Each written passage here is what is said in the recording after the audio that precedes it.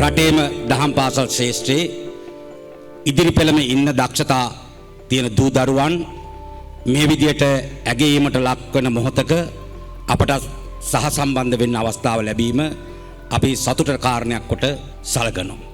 අපි දන්නවා මේ සමාජයේ අද තියෙන තත්ත්වයෙන් අපි හිතන දියුණු සමාජයක් නිර්මාණය කරගන්න නම් සියලුම ආගම් වලට සැබෑ ආගමික කරුණු යහගුණ අපේ දූ දරුවන්ට වැඩිහිටියන් අපි කාටත් කාන්දු කරන්න ඕනේ, සම්ප්‍රේෂණය කරන්න ඕනේ කියලා අපි විශ්වාස කරනවා.